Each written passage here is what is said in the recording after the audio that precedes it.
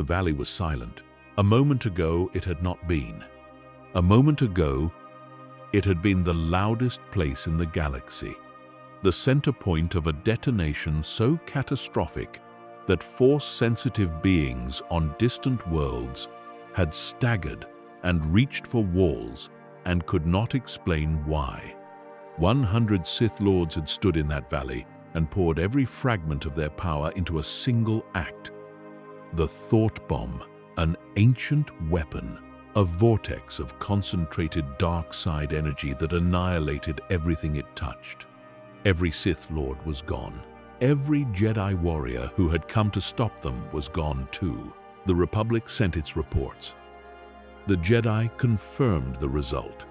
1,000 years of war had ended in a single valley on a single planet, in an act of mutual annihilation so complete that nothing remained to argue with the conclusion. The Sith were extinct, truly, finally, completely gone. The galaxy breathed. The galaxy moved on. They were wrong. One man had stepped away before the detonation. One man had calculated the exact distance required to survive the blast. One man had stood at the edge of that valley and watched an entire order destroy itself and felt, moving through him like cold water, something that was not grief, not fear, something more purposeful than either. A feeling he had been carrying since he was a boy in the tunnels of a forgotten mining planet with no name worth remembering. Confirmation. He had seen this coming. He had read it in centuries of Sith history, watched it play out in real time in the faces of the lords around him, felt it building toward its inevitable conclusion the way you feel a wave before it breaks. And now, it had broken. And he was the only one left standing. Not by luck, by design. His name was Darth Bane. And what he did next would reshape the galaxy for 1,000 years without anyone knowing he had done it. This is the story of how one man, starting from absolute nothing, rebuilt the most dangerous order in galactic history. Not with an army, not with territory or resources or allies or any of the things that every previous Sith in history had tried to use. With a single idea, and the patience to see it across 10 generations through every master and apprentice that followed him, all the way to a throne room on Coruscant and a republic that voted itself out of existence and never understood why. But to understand what Bane built, you have to understand where he came from, because the thing that made him different from every Sith Lord who came before him was not born in any academy or any temple or any moment of dramatic revelation. It was born in a place that most people have never heard of and never will. There is a planet at the edge of the galaxy called Apatros. It is not a place that inspires legends.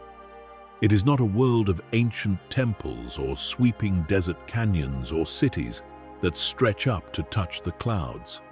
It is a rock, a gray, exhausted, forgotten rock, sitting in the outer rim territories with nothing to recommend it except the cortosis ore, buried deep inside its crust. The companies that extracted it had no particular interest in the planet beyond that single fact.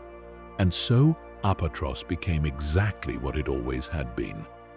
A mining operation with a settlement attached to it, and a settlement with no purpose beyond keeping the miners alive long enough to return to work the following morning. The miners of Apatros were not employees in any meaningful sense of that word. They were debtors. The Outer Rim Oreworks Company owned the extraction operation outright, and it also owned the cantinas and the supply depots and the dormitories where the workers slept and the medical stations where they were patched up between shifts. Every meal, every tool, every hour of shelter was added to a ledger that could never quite be settled.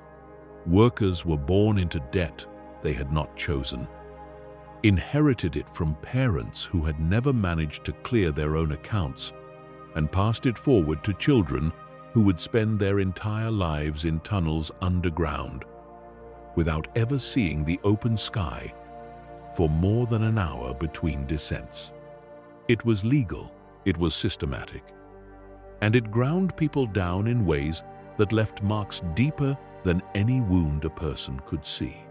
Into this world, a boy was born who would eventually be known by another name entirely.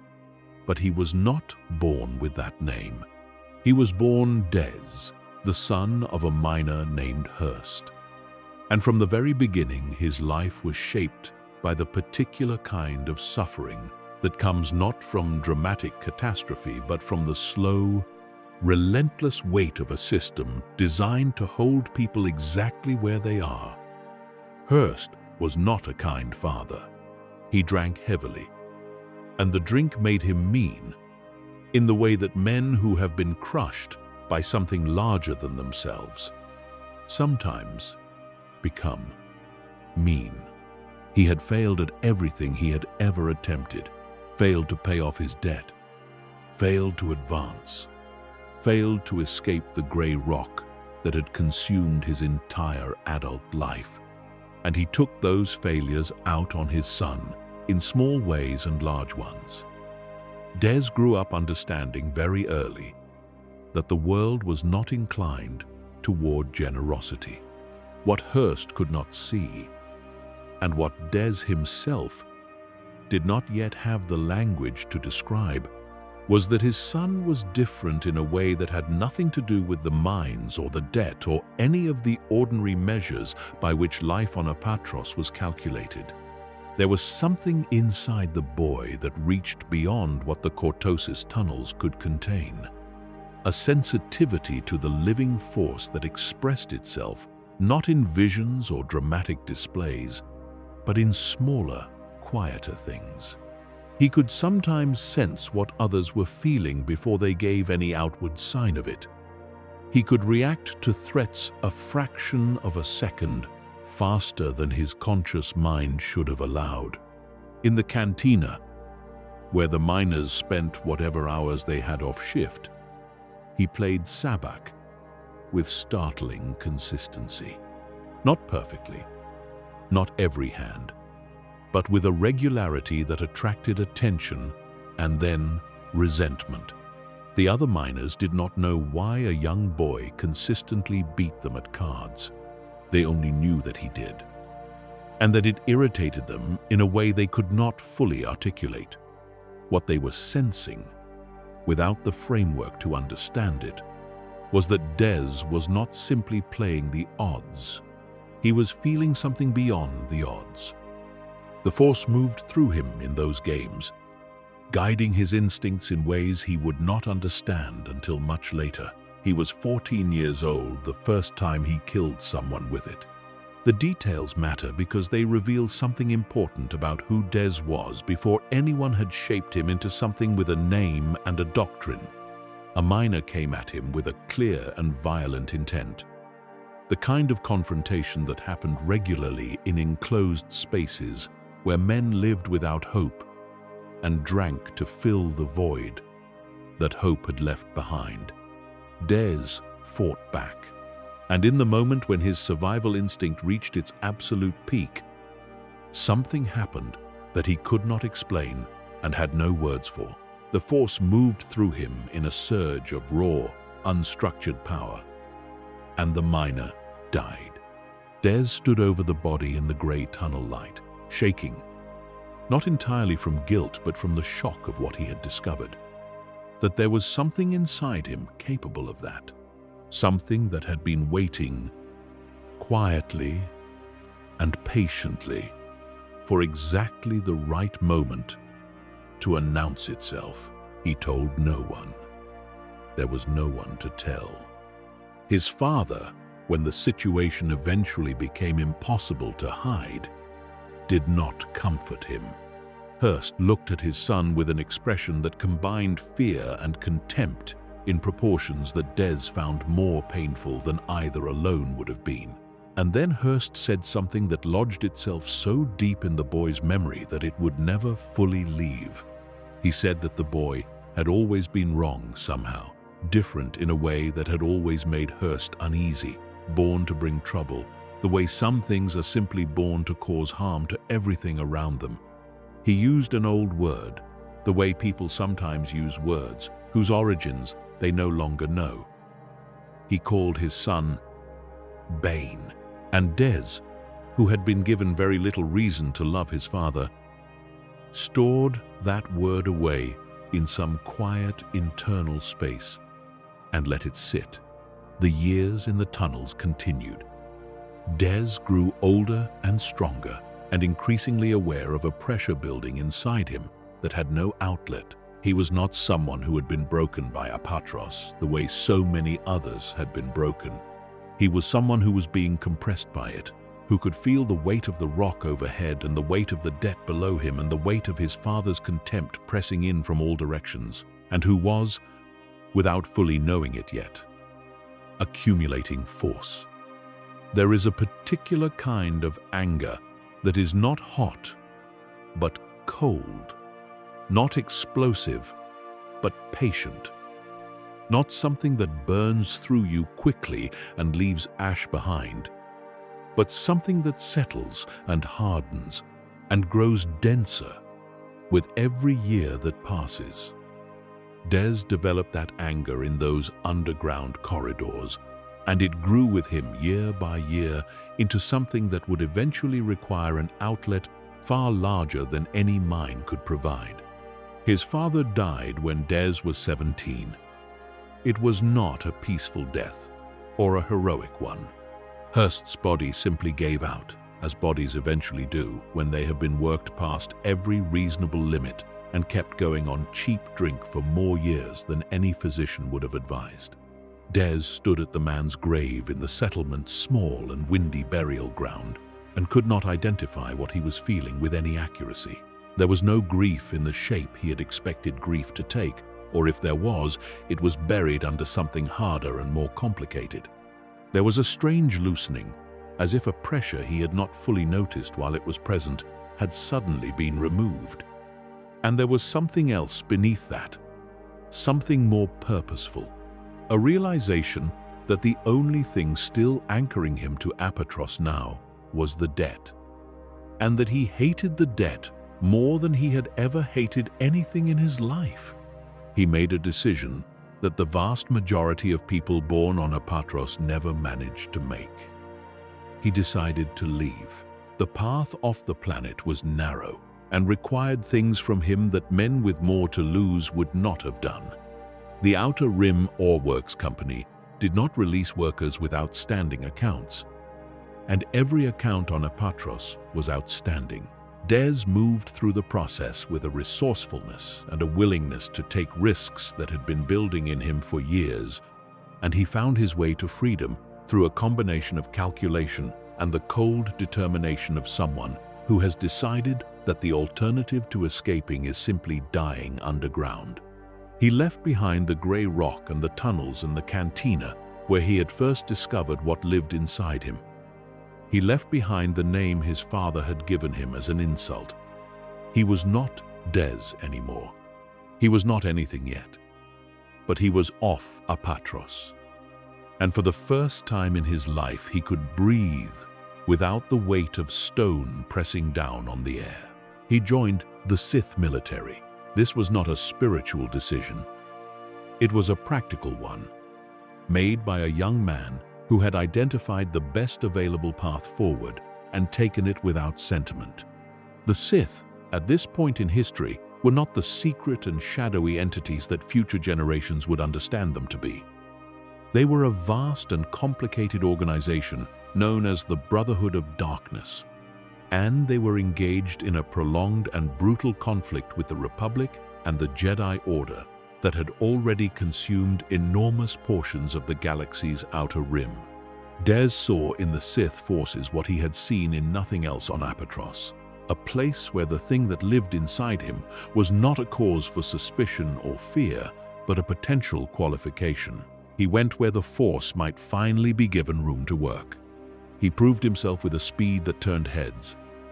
The same instincts that had made him a devastating card player and had kept him alive in the mines now made him extraordinarily effective on a battlefield. He could feel the shape of a fight before it developed, sense where threats were coming from fractions of a second before they arrived, move through combat with an economy that unsettled his fellow soldiers because he never seemed to be reacting at the last moment.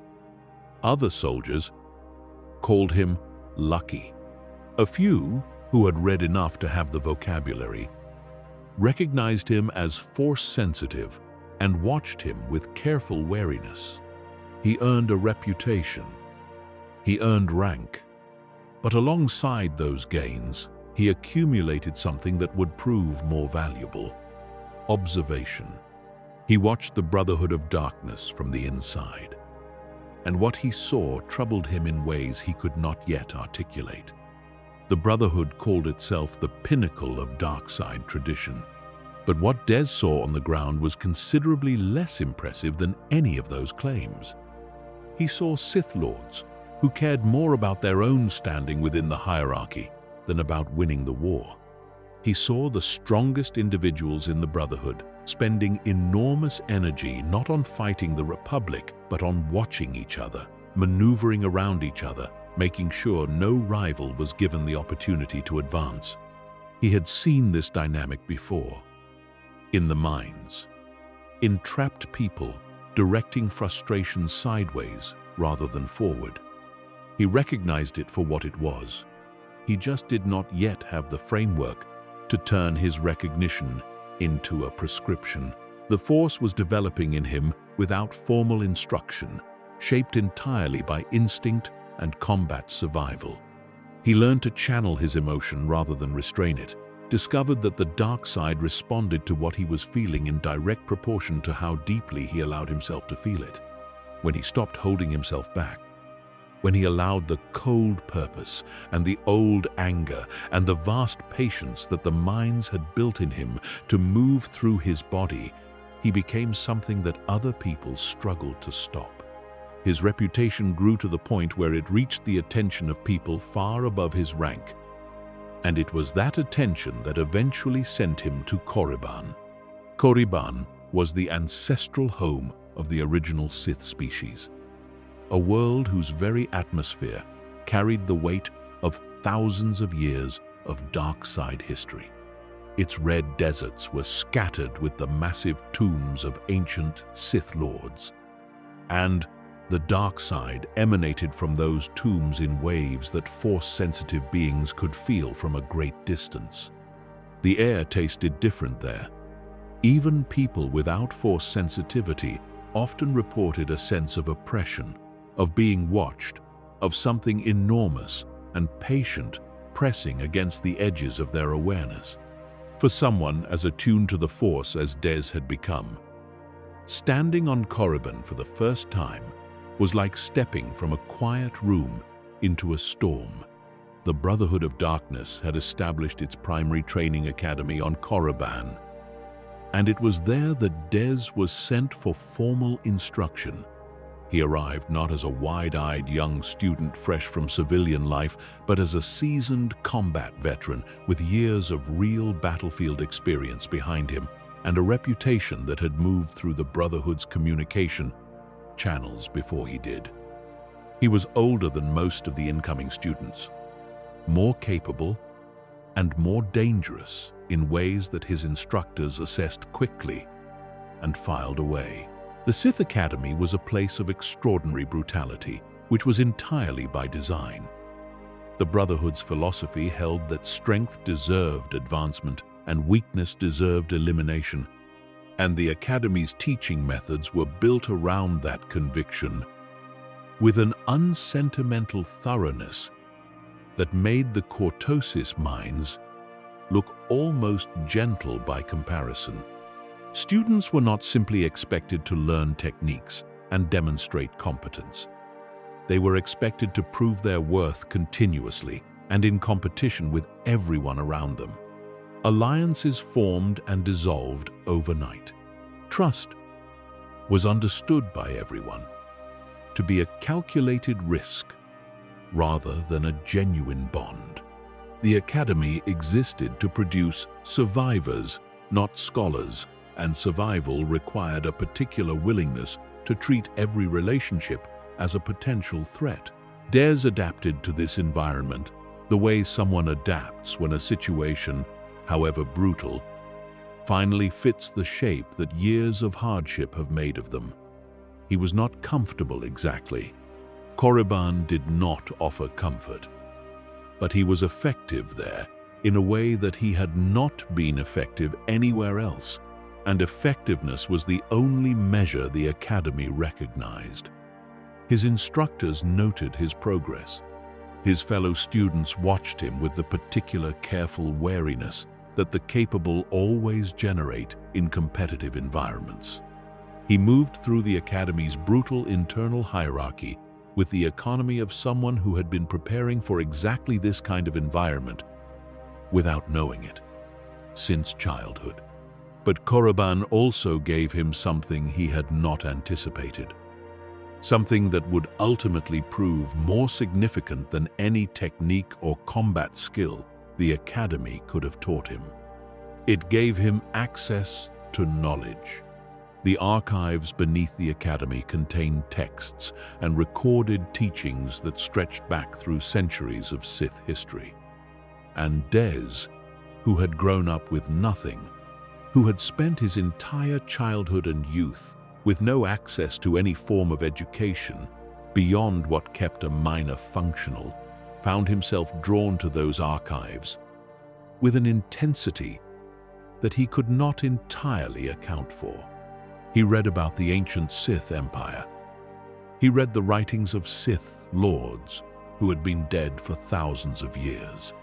He read philosophy and strategy and accounts of wars fought long before the Republic existed in its current form.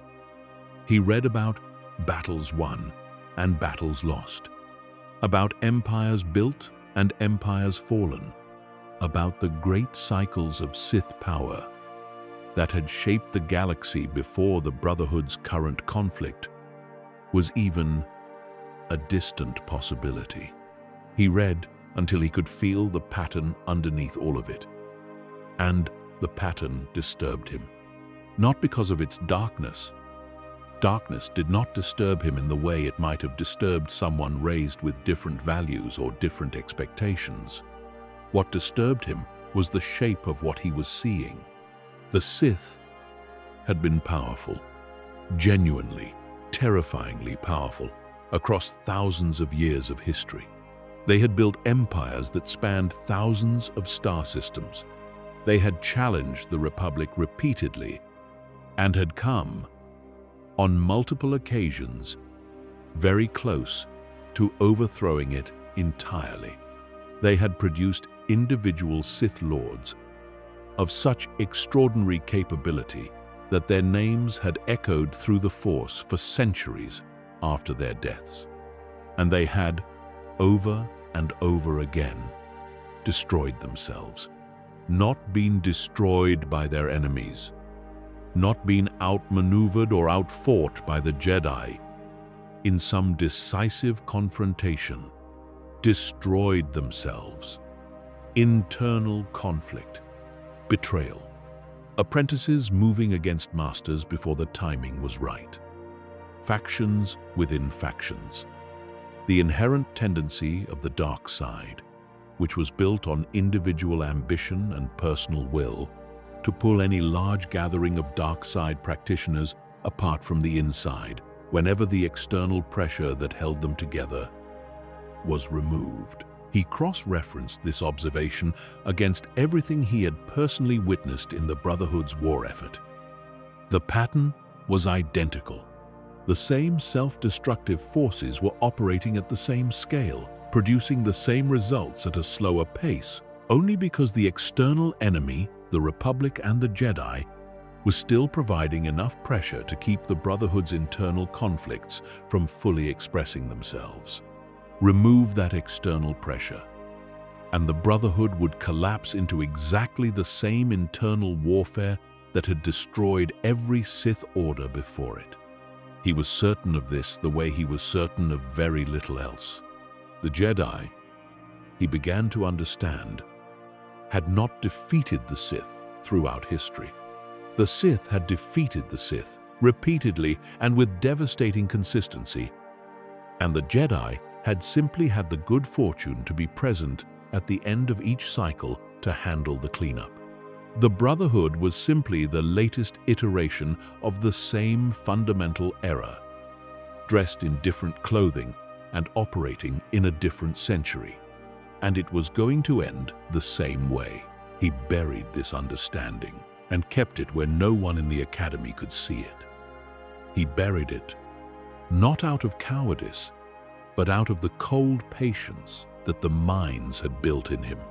He did not yet know what to do with what he was understanding. He knew only that speaking it aloud in the middle of a Sith academy would not be the most effective way to act on it. He was still missing something. He could diagnose the problem with perfect clarity, but the solution, the genuine, complete, workable alternative to what the Sith had always been, had not yet fully revealed itself to him. Then he found the holocron. There are moments in any person's life when they encounter an idea so perfectly fitted to the shape of their own thinking that encountering it does not feel like learning something new, but like finally finding the words for something they have always known. The holocron of Darth Revan was that moment for Des. He did not come to it easily. The archives of Korriban were not organized for anyone's convenience, and finding specific items within them required persistence and a willingness to spend time that the Academy's demands did not freely offer. But he found it after weeks of careful searching, and he held it in his hands in the dim light of the archive's lower levels. And he opened it, and he listened to what the ancient Sith Lord, who had also been a Jedi, had left behind. Revan had been a complicated figure in ways that most Sith of the Brotherhood's era were not. He had fallen to the dark side, had found something approaching the light side again, had made choices that defied every simple category that history tried to place him in. But the philosophical content of his recorded teachings was not complicated. It was clear in the way that only ideas that have been tested against reality tend to be clear. Revan had thought deeply and honestly about the nature of the dark side and about the structural reasons why every Sith organization in history had failed, and what he had concluded was essentially what Des had been working toward on his own, without guidance, for years. The Sith failed because they gathered in numbers. Numbers meant competing ambitions. Competing ambitions meant betrayal. Betrayal meant fragmentation. Fragmentation meant vulnerability. And vulnerability, when the Jedi eventually arrived in force, meant extinction. This cycle had repeated itself so many times throughout Sith history that it could not be attributed to bad luck or poor leadership. It was structural. It was inherent to what large gatherings of dark side practitioners inevitably became. The solution Revan proposed was the most radical thing Des had encountered in any of his reading. Not a smaller Sith organization. Not a better managed Sith organization. Not a reform of the Brotherhood's existing structure into something more disciplined or more efficiently run. Something entirely different from any of that. A lineage instead of an order. A chain of two, master and apprentice, with only ever two Sith existing at any moment in the galaxy. Each generation would build on the one before it. Each transition of power would be violent and necessary, and would serve as proof that the cycle was working as designed. The master would teach everything, hold nothing back, invest entirely in the apprentice. The apprentice would learn everything offered, grow beyond what the master could contain, and eventually, when the time was right, do what had to be done. And then the new master would find a new apprentice, and the chain would continue. Des read it and sat with it in the silence of the archive. He turned it over from every direction he could think of. He tested the logic against everything he had read and everything he had personally observed. And each time he tested it, it held. Not as a comfortable idea. It was not a comfortable idea. It was a brutal one, built on the premise that betrayal was not a failure of Sith philosophy, but its necessary mechanism, that the relationship between master and apprentice was designed from the beginning to end in one specific and violent way, and that this was not a tragedy but a feature. It was a philosophy that required the master to willingly build the instrument of their own replacement and required the apprentice to love the knowledge they received while simultaneously measuring the distance to the moment when they could act on it. It was the only idea he had ever encountered that genuinely addressed the fundamental flaw he had diagnosed in Sith history. Everything else he had read proposed variations on the same failed model. This proposed something categorically different. He took the holocron and he went somewhere he could think without interruption. And he did not sleep for a very long time. He was still at the academy when the war entered its final phase. Lord Khan, the charismatic leader of the Brotherhood of Darkness, had been holding the organization together through force of personality and political skill for years, managing the competing ambitions of dozens of powerful Sith lords through a combination of flattery and strategic maneuvering. But the Jedi had reorganized their own war effort under a leader called Lord Hoth. And the new Jedi strategy was applying pressure that Khan's organizational genius could no longer fully absorb. The Brotherhood began to fracture under strain in exactly the ways that Des had been watching for years. Individual Sith Lords started protecting their own positions rather than coordinating effectively against the enemy. The old patterns reasserted themselves. The self-destruction that he had predicted was beginning to express itself. Des watched it happen with the cold, clear eyes of someone whose predictions are being confirmed in real time. He felt no satisfaction in being right. He felt something closer to contempt, not for any individual member of the Brotherhood, but for the collective failure of imagination that the Brotherhood represented. These were the most powerful dark side practitioners of their era, individuals of genuine and extraordinary capability, and they were going to destroy themselves in exactly the same way that every generation of powerful Sith before them had destroyed themselves.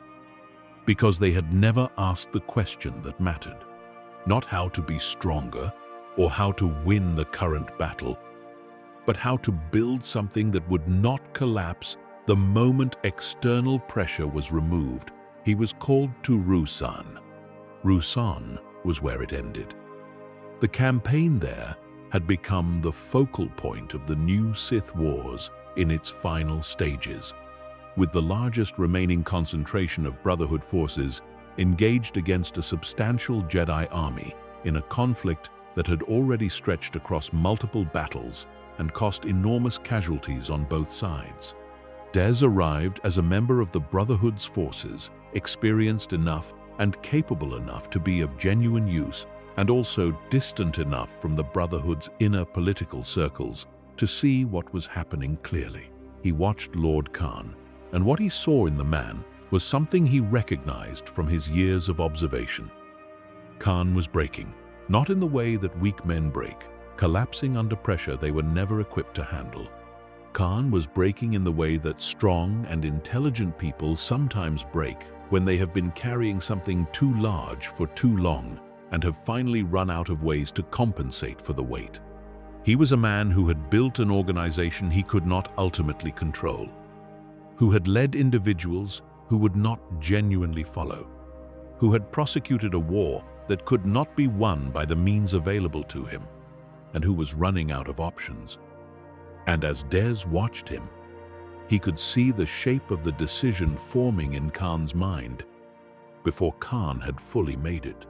He had seen that shape before, in the minds, in the faces of men who had decided that if they could not escape their situation, they would at least ensure that everyone around them shared it. Khan proposed the thought bomb. The thought bomb was an ancient technique, the kind of thing that survived in the deepest archives of Sith. Knowledge precisely because it was too dangerous and too destructive to be seriously considered under ordinary circumstances. It required multiple Force users to pool their power and then release it simultaneously in a single annihilating burst, a dark side explosion of such concentrated force that it would destroy every Force-sensitive being within its radius, Sith and Jedi alike. Khan presented it to the Brotherhood as a decisive weapon, a way to ensure that even in defeat, the Jedi army would be destroyed alongside them. What he was actually proposing, whether he understood this fully or not, was mutual annihilation. He was proposing that the Brotherhood of Darkness sacrifice itself in the act of destroying its enemies. There is a particular kind of despair that presents itself as sacrifice and calls itself courage. Khan had that despair. He had reached the end of what his vision could accomplish, and he was choosing to end it on his own terms rather than any other. And he was asking the people around him to die with him for a goal that was framed as victory, but was fundamentally an act of self-destruction dressed in philosophy. Dez understood what he was watching. He felt it through the Force, the way he had felt threats in the mines before his conscious mind registered them. He felt the dark side energy beginning to gather and concentrate as Khan collected the Brotherhood's remaining lords around him and began the preparation for the detonation. And he made his decision with the speed of someone who had been making this decision in his mind, without fully knowing it, for years, before the moment required him to make it consciously. He removed himself from the circle. He walked away from what Khan was building. He calculated with precision how far he needed to be to survive the blast while remaining close enough to witness the end. It was not a complicated calculation for someone of his capabilities. The Force told him what he needed to know, and he trusted it in the way that he had always trusted it, completely and without hesitation, because it had never been wrong about the things that truly mattered. He found a position, and he waited. And the Force gathered in the valley below him with a pressure that was almost physical in its intensity. The thought bomb detonated. Every Sith Lord who had gathered around Khan was consumed by it. Every Jedi warrior in the opposing army was consumed by it. The Force screamed in that valley on Ruusan in a way that would echo through sensitive individuals across the galaxy. And in the tomb that the explosion created, the trapped and tormented essences of everyone who had died there would linger for centuries, a wound in the living Force that would not fully heal.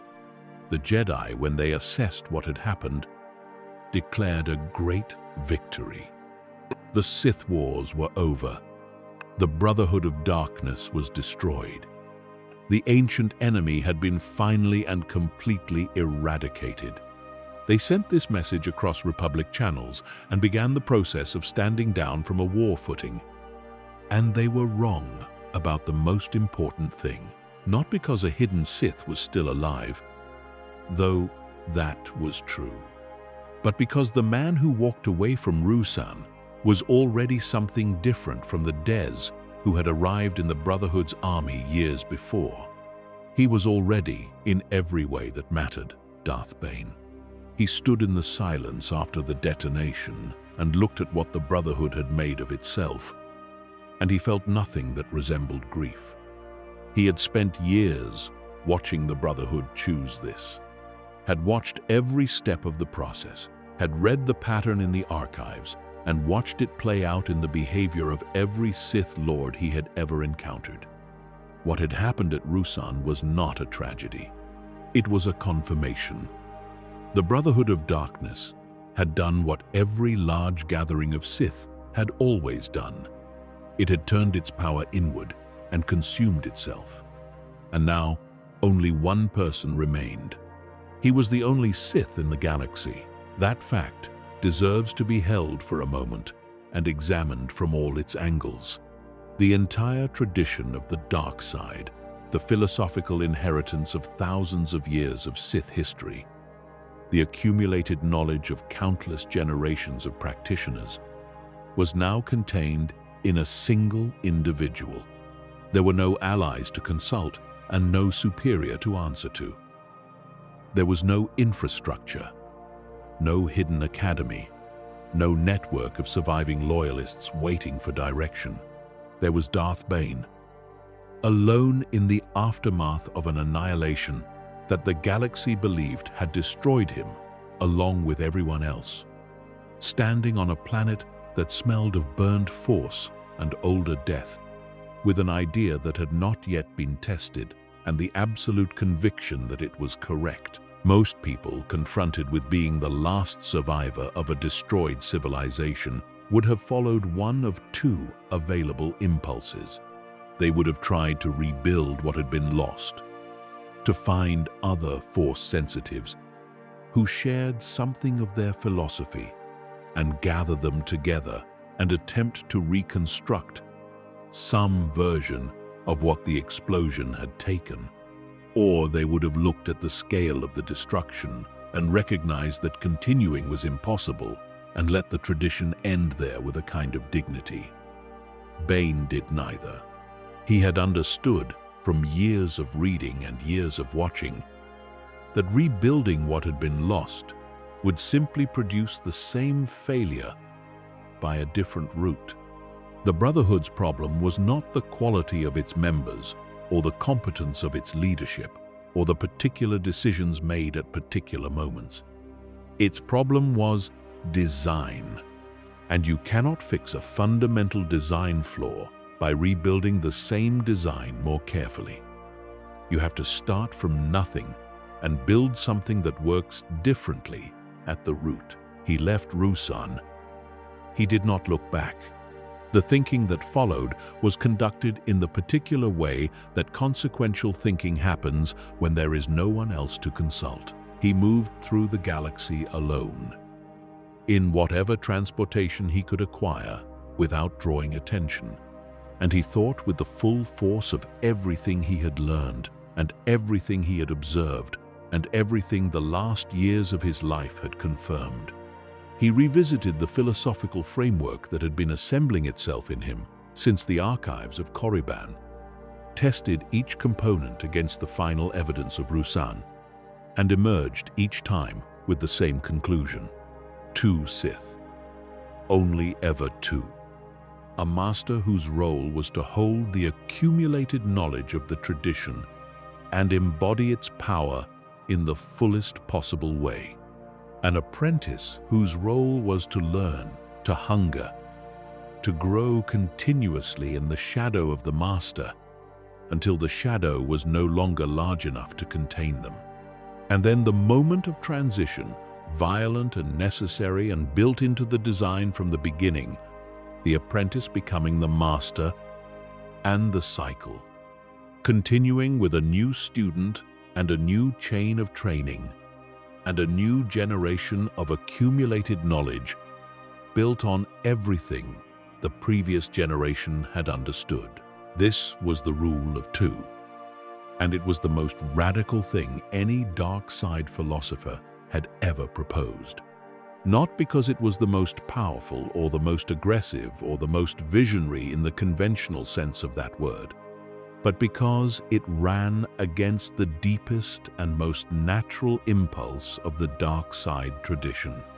The dark side, with its emphasis on personal power and individual ambition, naturally inclined practitioners toward accumulation. More allies, more apprentices, more armies, more territory, more everything. The Rule of Two proposed the opposite: deliberate, philosophically grounded, ruthlessly maintained scarcity. Not as a limitation, but as the source of the tradition's strength. The math of it was precise, and Bane had thought through every dimension. With only 2 Sith in existence, the Master could invest everything in a single apprentice without dividing attention or resources. The apprentice would receive the full weight of one person's complete knowledge and capability, rather than a portion of it diluted across a cohort of students. The competition that had always destroyed Sith organizations from the inside would be eliminated, not by suppressing the ambition that drove it, but by channeling that ambition into the one relationship where it was designed to function: master against apprentice. That one tension, contained and controlled, producing the evolution of power rather than its dissipation. And because only 2 Sith existed at any moment, they could be invisible. The Jedi Order could not fight an enemy it did not know existed. The Republic could not defend against a threat that presented no visible face. If the Sith were genuinely believed to be extinct, if the Jedi had their victory at Ruusan and the decades passed, and the evidence continued to suggest that nothing had survived, then preparation could happen undisturbed. Not the preparation of an army building toward another frontal assault on the Republic. The preparation of an infiltration so deep and so patient and so perfectly placed that by the time it expressed itself, it would be impossible to stop. He was planning a deception that would have to hold for 1,000 years. Most minds cannot encompass 1,000 years as a meaningful operational unit. 1,000 years is not a lifespan. It is not a career. It is not the span of any institution's active memory. Planning for 1,000 years is not planning for yourself, but for your successors, and their successors, and the successors of their successors, all the way down to a generation that would not know your name, but would be living out a design you had conceived on a gray and smoking planet, in the aftermath of the most complete act of Sith: self-destruction in living memory. Bane was capable of encompassing it. This was what separated him from every Sith Lord who had come before him. More than his power in the Force and more than his skill in combat, both of which were genuine and considerable. What separated him was the quality of his thinking, and specifically the willingness to think on timescales that his predecessors had found practically inconceivable. He had spent years in the mines of Apatros learning what it meant to endure. He had spent years in the Brotherhood's army learning what ambition without patience looked like when it expressed itself. He had spent years in the archives of Korriban learning the shape of history across millennia. He had synthesized all of it into a philosophy that was, in its way, the most radical thing any dark side practitioner had ever attempted. Not power or aggression or conquest. Restraint. The restraint of a mind that has chosen a goal so large that the only way to reach it is to stop trying to reach it in a single lifetime. He needed an apprentice. Not because he was frightened by his solitude or unsure of himself, or in need of companionship in the ordinary sense. He needed an apprentice because the Rule of Two required one, and because a system designed to operate across 1,000 years could not begin running at the millennium mark. It had to start immediately, and the only way to test a design was to actually run it, to live inside it and discover what it demanded, and address those demands as they arose. He found her on Ruusan, which was in its way a perfect symmetry. The same planet that had ended the old Sith Order was the planet where its replacement would begin. Her name was Zana, and she was a child, perhaps 10 years old, perhaps a little older, or a little younger, it was genuinely difficult to be certain because she had not had the kind of childhood where years were counted and birthdays were marked. She was an orphan of the battle, a small girl with no one remaining and no future that any ordinary evaluation of her circumstances would have suggested. She was also, beyond any question, force-sensitive. Bane could feel it the moment their proximity registered. Not the surface-level sensitivity that gave a person slightly faster reactions or slightly better instincts, but something deeper and more fundamental, something with genuine reach and real potential, and the particular quality that, across every tradition that had ever existed for training Force users, made a student worth the investment. She was standing among the dead when he found her. The valley was still settling from the detonation, still carrying the particular silence that comes after something enormous has been destroyed. And this small and serious-faced child was standing in it with the composure of someone who had already processed more loss than children should have to process. He looked at her and made the decision that every subsequent event across the following 1,000 years of galactic history would ultimately trace back to. He chose her as his apprentice. She accepted without fully understanding what she was accepting, because she was 10 years old, and 10-year-olds cannot fully comprehend the weight of any agreement. She understood that the strange and serious man who had approached her in this devastated place was offering something that looked, from the outside, like safety and purpose, and a future that might be worth having. What Bane was actually offering was something far more complicated than any of those things. He was offering her a role in a design that was meant to outlast both of them by centuries. He was offering her a place in a chain of masters and apprentices that would eventually stretch through generation after generation of murder and training and accumulated understanding, all the way to a moment when the Republic would be dismantled from the inside and the galaxy remade according to a plan conceived by one man in the quiet after the loudest silence he had ever heard. He began teaching her before they had left Rusan's atmosphere. The training was nothing like the academy on Korriban. There was no curriculum, no cohort of fellow students, no structured progression through defined stages of difficulty. What there was continuous, immersive, entirely individualized instruction from the one person in the galaxy who now held the complete inheritance of the Sith tradition. He taught her in the way that real learning happens when the stakes are actual and the teacher has no patience for anything that does not serve the goal. She learned by attempting things beyond her current ability. She learned by failing and understanding why she had failed, and trying again with the failure incorporated. She learned by asking questions that Bane answered with the precision of someone who had spent years thinking about how knowledge should be transmitted rather than simply accumulated. He was not a gentle teacher. He had no capacity for false encouragement or the kind of softening that makes learning feel easier while making it less effective. He expected her to grow, and the rate of her growth was the only measure of progress he recognized.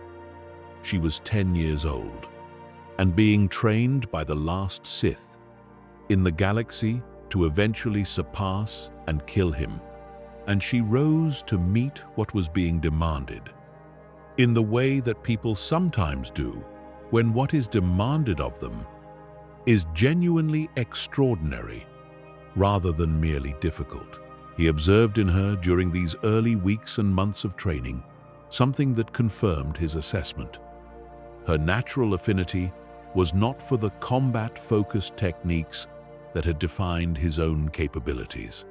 She was drawn instinctively toward the more esoteric dimensions of Sith knowledge, toward sorcery and mental manipulation, toward techniques that operated at a distance and through indirection rather than direct application of force. He recognized this and encouraged it rather than redirecting her toward his own areas of strength. This was one of the things the Rule of Two required that the Brotherhood had never managed. A good master did not train apprentices to be reflections of themselves. A good master trained apprentices to become the fullest possible version of what they were. Because the system required evolution, and evolution required difference.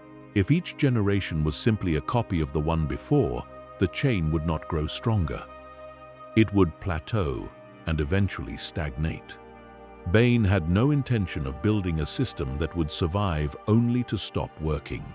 Simultaneously, with Xana's instruction, he was conducting the other work that the Rule of Two required in its early stages. The recovery of knowledge. The thought bomb had not destroyed every piece of Sith understanding in existence. There were holocrons distributed across the galaxy, hidden in locations that various dead Sith lords had chosen for reasons now lost, along with the lords themselves. There were artifacts, physical objects that held dark side knowledge encoded into their structure. There were ancient texts preserved in locations that the Brotherhood had either not found or not prioritized. Bane tracked these down with the methodical patience of someone who understands that what they are building cannot afford gaps. Knowledge not recovered was knowledge that could not be passed forward. A link in the chain that was missing was a weakness the chain could not afford. He traveled. He gathered.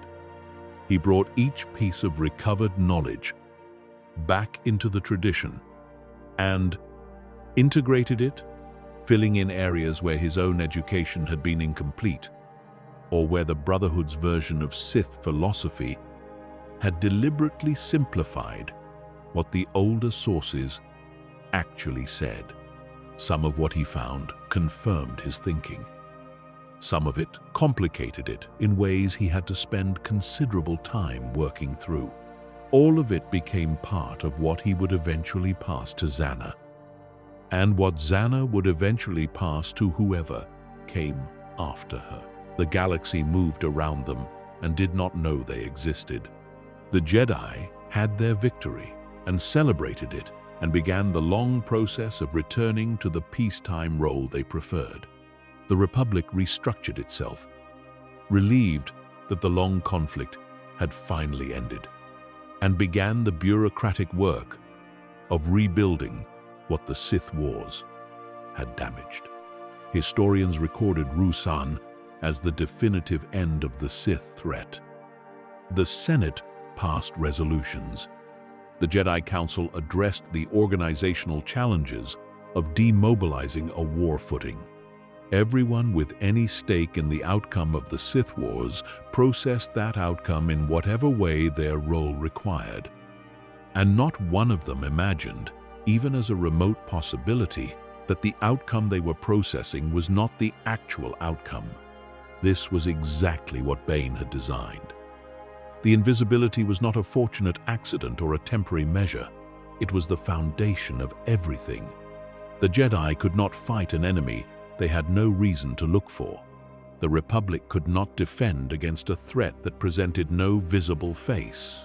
Every year that passed without incident, every year in which the evidence continued to suggest that Ruusan had truly ended the Sith tradition, was a year in which the preparation could continue undisturbed. And there was a great deal of preparation still to do. Bane thought often during these years about the full scope of what he was attempting. Not just the immediate work of training Xana and recovering knowledge, but the long arc of what the Rule of Two was designed to accomplish across generations. He was not building toward a military campaign. He was not building toward open conquest. He was building towards something that had never been attempted in Sith history.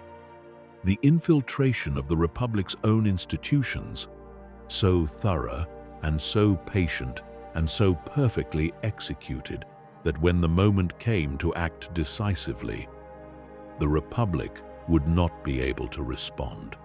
The Jedi would not see the threat until it was already inside everything they had spent centuries protecting. The Senate would not recognize the corruption until the corruption had become the government. The transformation would happen from inside, wearing the face of the thing it was destroying.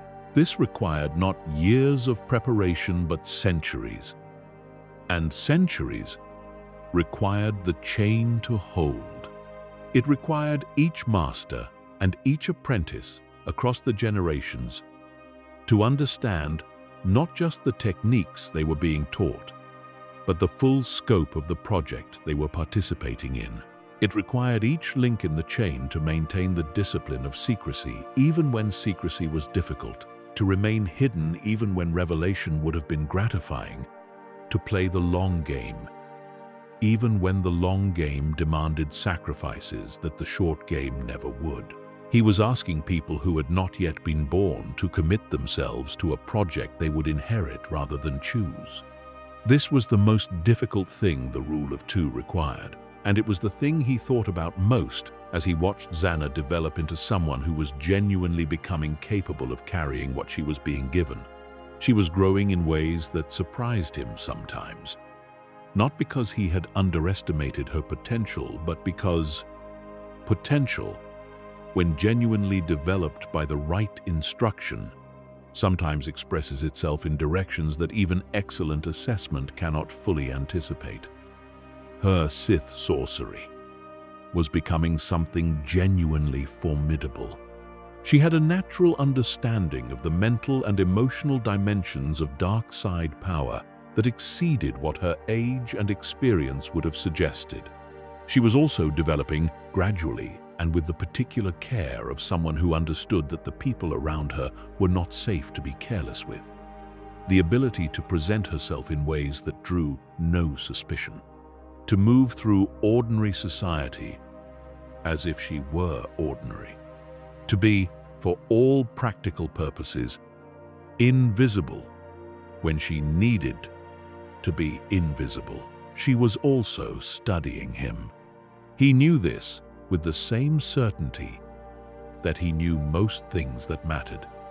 Through the Force, through the direct and unavoidable sensitivity to the people around him that had always been his most reliable instrument.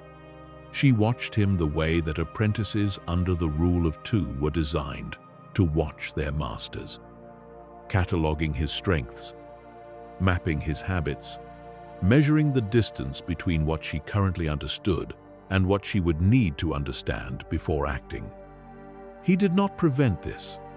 He did not obscure himself or withhold himself or make himself difficult to assess.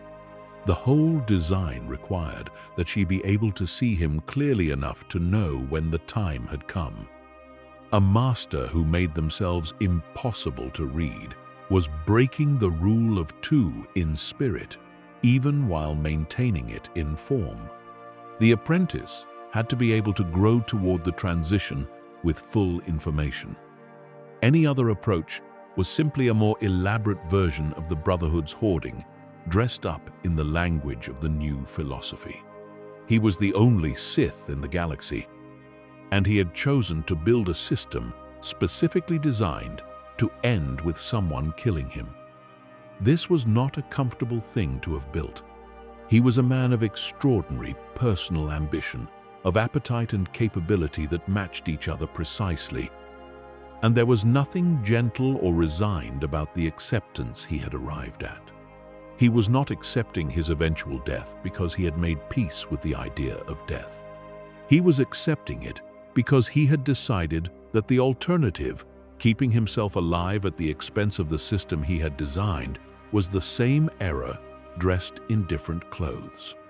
Every Sith master who had tried to maintain power indefinitely had produced apprentices who could not fully develop, traditions that stagnated, and chains that broke. The only way to build a chain that would last 1,000 years was to be willing to be one link in it rather than the whole thing. He had made that decision at Ruusan, and he had not looked back. The rule of two was running. The chain had its first two links. The design was operating exactly as it was meant to operate. Somewhere in the galaxy, the Jedi were celebrating a victory they had not actually won. The Republic was preparing for a golden age that would last exactly as long as Bane's patience required. And in whatever quiet location their current work demanded, a master and an apprentice were building something that had never existed before. A Sith tradition designed not for the generation that created it, but for the century 10 generations from now, when everything that had been patiently prepared would finally be ready to reveal itself. It had barely begun, but it had begun, and beginning, for a plan measured in millennia, was everything. The galaxy would not feel it for a very long time, but it had already started. In the silence after Ruusan, in the footsteps of a man walking away from the wreckage of everything the Sith had been, the thing that the Sith would become had already taken its first breath. The years after Ruusan were defined by a particular quality of silence, not the silence of absence, but the silence of something present and unseen. Bane moved through the galaxy the way that dangerous things sometimes move when they have decided that patience is the greatest weapon available to them. He was not hiding exactly. He was simply not announcing himself. There is a meaningful difference between those two things, and that difference would come to define the Sith for every generation that followed him. He had chosen a base of operations with the same care he applied to everything else. The planet Ambria was not the kind of world that drew attention, which was precisely the quality he required. It was dry and desolate, and its history was marked by dark side energy that would discourage casual visitors without requiring any active defense on his part. The Force had soaked into Ambria's soil over centuries of dark side activity, making the planet subtly repellent to those who had not deliberately decided to be there. He settled in what was available and began the work of building something from what he had. The first years of training were consumed almost entirely with fundamentals, but fundamentals understood at a depth that the Brotherhood's academy had never attempted. Bane was teaching Zana, not as an instructor delivers a curriculum to a student body, not as one component in a large institution designed to produce graduates at a reliable rate, but as the last practitioner of a tradition invests everything into the one person who will carry it forward. The distinction in method was as significant as the distinction in philosophy. Every session was calibrated specifically to what Zana was, to the particular shape of her Force sensitivity and the natural directions her ability wanted to move. He was not fitting her into a structure. He was building the structure around her. She was absorbing it in the way that genuinely gifted students absorb instruction when the instruction is correctly calibrated. Not just acquiring techniques and adding them to a growing list of things she could do, but developing an understanding of the underlying principles that generated those techniques, the kind of understanding that eventually allows a practitioner to work without reference to anything they have been explicitly taught, because the root comprehension is solid enough to generate new applications from first principles. Bane recognized this quality when he saw it because he had developed it in himself, in the minds of Apatros and the archives of Korriban, and the long thinking after Ruusan, though without any instructor to accelerate the process. He was giving Zana what he had never been given, and he was doing it without sentiment, purely because the design required it. Her affinity for sorcery continued to deepen into something genuinely remarkable. The mental and emotional manipulation that had been instinctive for her as a child was developing under rigorous instruction, into a sophisticated capability that operated on levels her opponents would not be able to detect before the effect had already taken hold. She could project illusions that the Force itself seemed to validate, making the impossible feel real to those caught inside them. She could navigate the architecture of other minds with a precision that would have unsettled the Jedi healers who worked with similar territories from the opposite direction. She could reach through the Force and touch the emotional centers of living beings in ways that produced effects no physical attack could replicate. And she was learning to conduct all of this with the external composure of someone who had nothing in particular happening at any given moment, which made it considerably more dangerous than power that announced itself. Bane observed this development without expressing the satisfaction he felt, because expressing satisfaction was not a thing he did. He was not a warm presence in Xana's life. He had not become her guardian in any ordinary sense of that word. What he had become was the instrument of her development, and he understood his role with the precision that the rule of two demanded. She was not meant to love him or depend on him in any way that would make the eventual transition difficult. She was meant to learn from him everything worth learning and to grow until she had outgrown what he could offer, and then to act accordingly. Attachment of the wrong kind on either side of their relationship would compromise the design. He had built a system that required its own practitioners to maintain clear eyes about what the system was, and he held himself to that requirement as severely as he held everything else. There was a period during these early years when the question of his own physical capabilities became urgent in a way he had not anticipated. The power he had been developing since the mines and refining through years of combat and study was genuine and considerable. But the dark side demanded a particular kind of ongoing relationship with its practitioner. It was not something that remained at a stable level if left unattended. It grew or it contracted. It intensified or it diminished. And the channels through which a powerful dark side practitioner carried the Force, the physical and metaphysical pathways that gave the power its expression, could only sustain so much before the accumulated strain of carrying that much darkness began to impose costs on the body that housed it.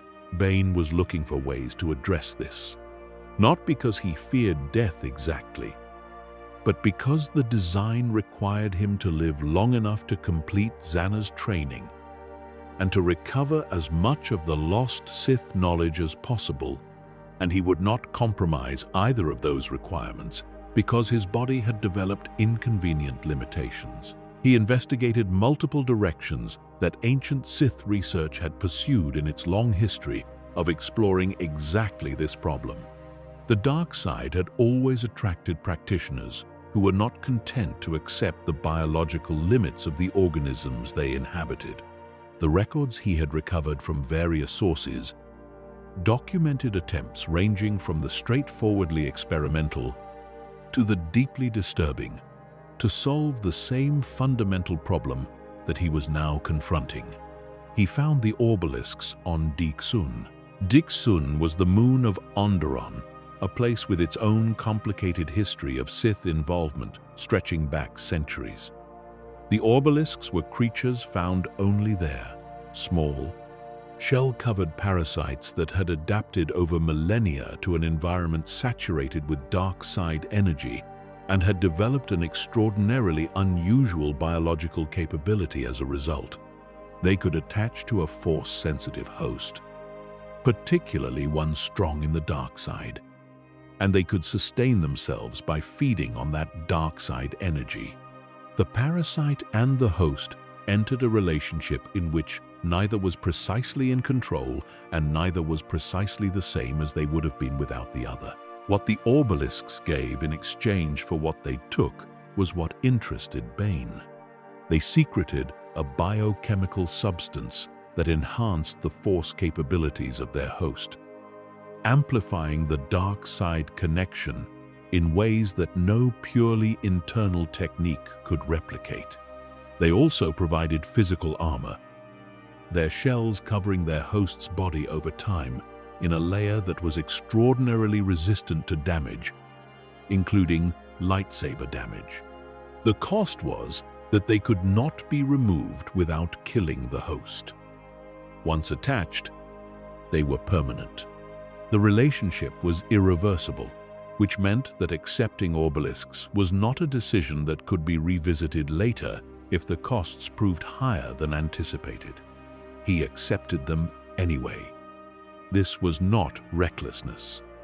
It was the cold calculation of someone who had assessed the options and determined that the benefits outweighed the costs, and who was constitutionally incapable of being deterred from a correct decision by the discomfort of the price. The obelisks attached. The pain was considerable and lasted longer than any physical pain he had previously experienced, because it was not simply pain, but the sensation of something becoming integrated into what he was at a level below the surface. When it passed, he could feel the difference immediately. The dark side moved through him with an intensity that exceeded anything he had accessed before. The power was significantly greater. The physical protection was real and complete, and the relationship was, as he had always known it would be, permanent. He continued his work. The training continued. The recovery of knowledge continued. And now he carried the obelisks beneath his clothing, their shells eventually covering a significant portion of his body, a constant physical reminder of the costs that the path required and the particular nature of the commitment he had made to the design he was running. There was a night in approximately the 10th year of their work together when Zana asked him something that he had been waiting for her to ask, without telling her he was waiting. She asked him what would happen when she was ready. Not how to know when she was ready, or whether there was a formal test that would mark the transition, but simply what happened then. It was a precise question, and it demonstrated that she had been thinking about the structure of their arrangement in the same analytical way that the structure demanded. He told her the truth. When she was capable of defeating him, she should. Not should as in permission granted. Should as in the design requires it, the chain demands it, and anything less than acting when the moment arrives is a failure of the philosophy she was being trained to embody. He told her that a Sith who could defeat their master and chose not to because of sentiment or hesitation was not a Sith, but a failure, wearing Sith clothing. The rule of two was not a set of guidelines to be observed when convenient. It was the only thing keeping the dark side tradition from destroying itself the way it had destroyed itself 1,000 times before. She would know when the time had come because the Force would be unambiguous about it. And when the Force told her what she needed to know, she would act. That was the only correct response. She listened to this without visible reaction, which was exactly what he had expected. She had learned to manage her external presentation with considerable sophistication by this point, but he could feel through the Force the particular quality of her attention, the way she was filing. What he said, not as an interesting piece of information, but as an operational instruction to be stored and acted on at the appropriate moment. Good. That was what the design required. Not all of the challenges of this period were internal or philosophical. The galaxy had not stopped generating complications simply because Bane and Zana had chosen to move through it in secret. The Jedi, having declared the Sith extinct, were not actively hunting them. But the Jedi were still the Jedi, still responsive to significant disturbances in the Force, still deploying investigators when events drew their attention to places where dark side energy was detectable. And dark side energy is not easy to fully suppress. Two practitioners working regularly with the concentrated power of the dark side over an extended period leave traces that a sufficiently sensitive Jedi can detect if they are in the right place and looking carefully enough. There were encounters, not the dramatic confrontations of the battlefield, not the kind of large-scale engagements that produced historical records and commemorative statues. Smaller things. A Jedi investigator asking questions in the wrong location. A Jedi responding to a disturbance that led them too close to where something they were not supposed to find was happening. Moments when the design required rapid thinking and rapid adaptation to avoid an exposure that would have ended everything before the chain had established itself firmly enough to survive the disruption. Bane managed these situations with the cold competence of someone who had been managing dangerous situations his entire life. He had the advantage of understanding his enemy better than his enemy understood him. The Jedi who came looking for Sith were looking for the Sith they believed they knew. The Sith of the Brotherhood era. Large organizations operating military campaigns with identifiable leaders and trackable logistics. They were not looking for two people in a succession of anonymous locations, because that was not what the Sith had ever been before. The paradigm shift that the rule of two represented was, in these moments of near discovery, its own best protection. The investigators could not see what they were looking at because they did not have a framework for what they were looking at. They were looking for something the shape of the Brotherhood and finding, at most, scattered disturbances that did not assemble into anything their existing categories could accommodate. Zannah was invaluable in these moments in ways that Bane acknowledged to himself while giving her no particular reassurance about it. Her ability to shape how people perceived situations, to nudge the conclusions of minds not strongly defended against such influence, to present a version of events that was entirely different from the actual version, proved to be exactly the kind of capability the design needed in its first generation. Power alone could have handled many of these situations, but power left evidence. Her sorcery left nothing visible at all. The years continued their patient accumulation. Bane had settled into a rhythm of training and recovery and travel and thinking that had the quality of something that could go on indefinitely, which was, he recognized, its own kind of warning sign. The rule of two was not meant to be comfortable. It was meant to be under constant productive pressure. Comfort was what the Brotherhood had pursued, and comfort was what had made the Brotherhood ultimately complacent, and complacency was what had filled the valley on Ruusan with the burned essences of everyone who had relied on Khan's leadership to see them through to the other side of the war. Comfort was the enemy. The pressure that the master and apprentice dynamic generated between them was not something to be minimized. It was the engine.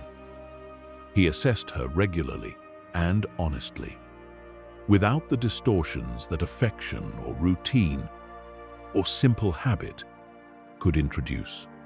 Not because he was cruel, though he was not gentle, but because honest assessment was the only kind of assessment that served the design.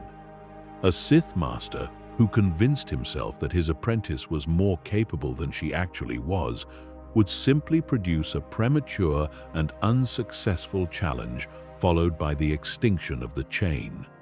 A Sith master who understated his apprentice's development to preserve his own position longer would produce an apprentice who stagnated and a chain that eventually broke down under the weight of its own stagnation. Only accurate assessment, continuously updated and acted on, served the design. What his honest assessment showed him, across a period of many years. Was progress so consistent and so substantial that it began to raise the question he had designed the entire system to eventually raise? The question of when.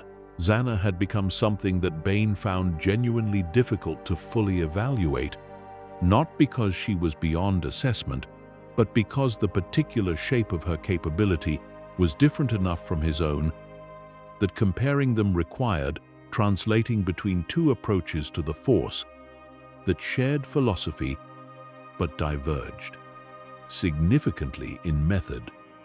She was not powerful in the way he was powerful.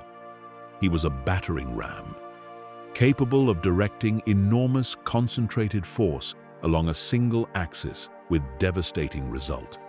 She was something more like an atmosphere, pervasive and apparently invisible, and capable of reshaping whatever moved through her in ways that the thing did not notice until the reshaping was complete.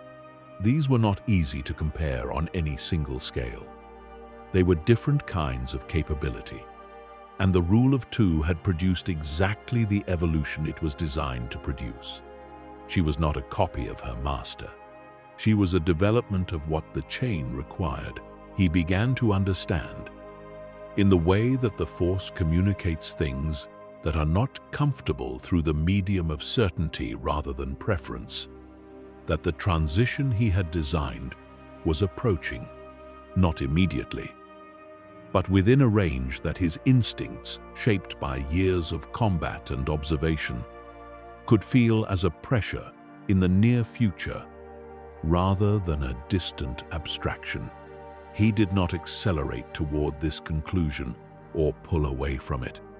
He continued the work with the same sustained attention he had always given it, because the design did not benefit from being rushed or from being avoided, and because he had made his decision about what the design required of him at the moment when he had conceived it. He had not changed his mind. He did not change his mind about things that mattered. She came for him in the way that the rule of two had always intended, not in a moment of rage or an impulsive decision made in the heat of some incidental conflict. She came with preparation, with timing chosen deliberately, with an understanding of his current capabilities accurate enough to suggest she had been building toward this moment for considerably longer than the last few months. Which was correct. She had been building toward it for years. He had known she was building toward it. The design assumed she would be building toward it. That was the point. An apprentice who was not constantly measuring the distance to the transition was not practicing the rule of two, merely living adjacent to it. The confrontation between them was the most consequential fight that either of them had ever been in, which was a considerable statement given their combined history of consequential confrontations. It was not simply a test of power or technique. It was a complete expression of everything both of them had accumulated over the years of their training. Every technique he had taught her, she deployed against him with the expertise of someone who had had years to develop it.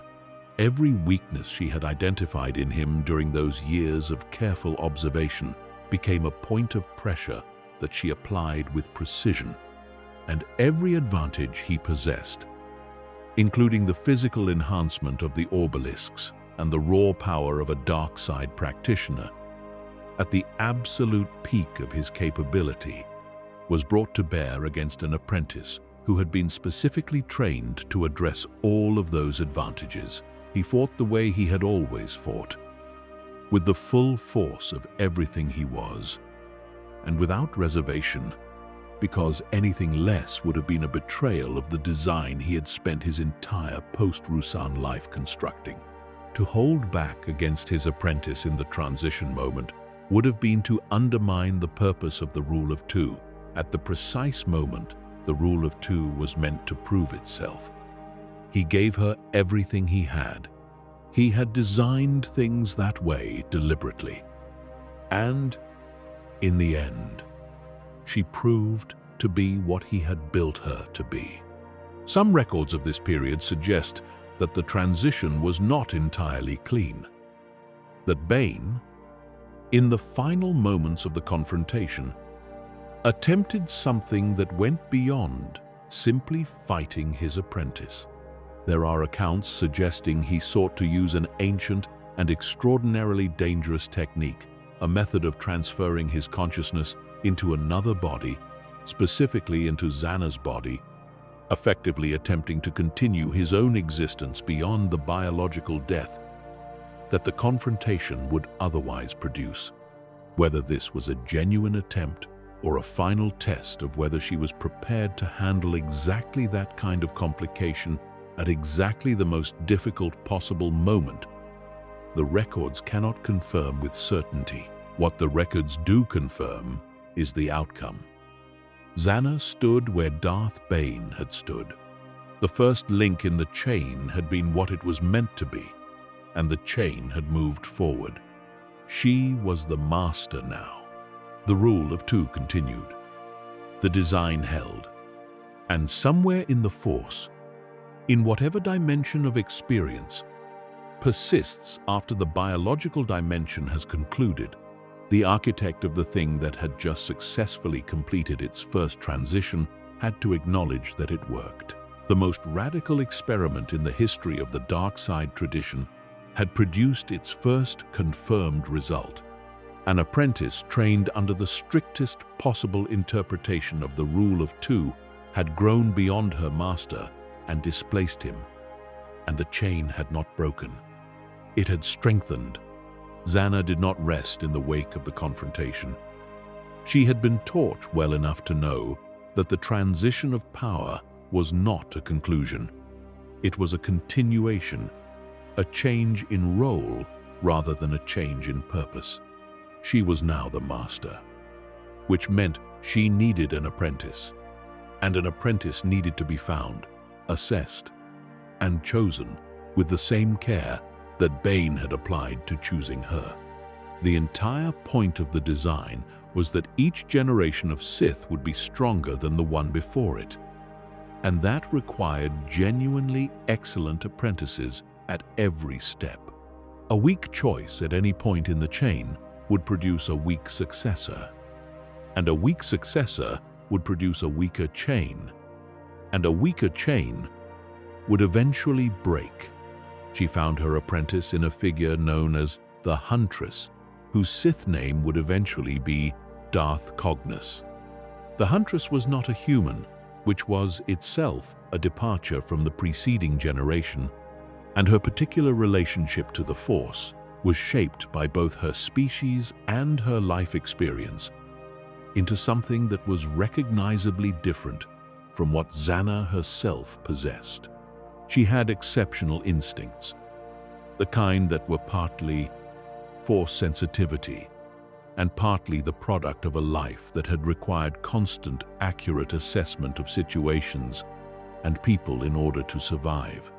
She could track with a patience and precision that made her extraordinarily effective in exactly the kinds of quiet, sustained operations the rule of two required its practitioners to be capable of. And she wanted, with the particular hunger that had always been the dark side's fuel, in ways that Xana recognized because she had felt the same thing herself at roughly the same age. Xana taught Cognos with the same comprehensive commitment that Bane had applied to teaching her, but the instruction was shaped by what Cognos was rather than what Xana had been, because the design required that each link in the chain be trained to become the fullest possible expression of their own capabilities rather than a version of their masters. The accumulated wisdom of the chain was passed forward, not as a fixed set of techniques to be replicated exactly, but as a body of understanding deep enough to generate new applications in practitioners with different gifts.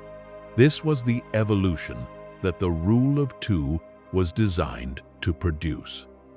Not copies, not clones of a single approach, a continuous refinement. Each generation taking everything the previous had understood and adding what only they could add. The galaxy moved through its centuries around these transitions, entirely unaware that they were happening. The Jedi continued their work as guardians of the Republic, addressed the challenges that arose in the normal course of an organization navigating a complicated galaxy, and maintained the belief that Ruusan had ended the Sith threat permanently.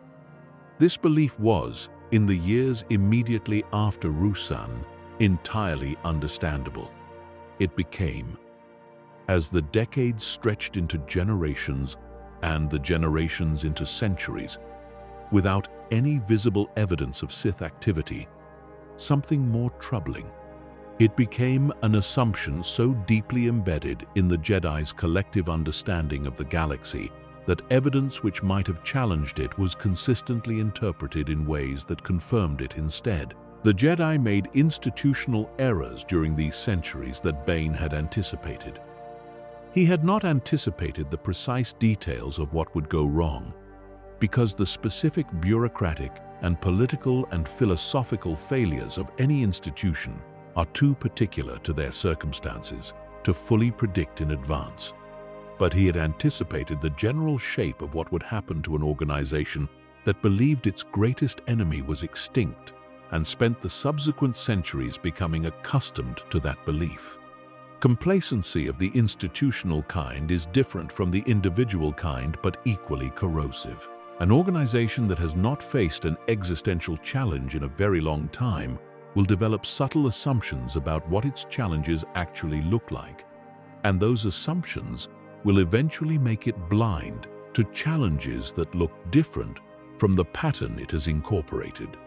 The Jedi became, over the centuries of the hidden Sith lineage, an organization exquisitely prepared to address every problem except the actual one.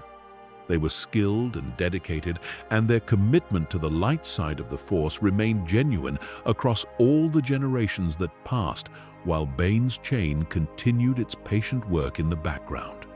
But their sensitivity to the Sith threat had atrophied in the way that defenses always atrophy when the threat they are designed to address shows no signs of materializing.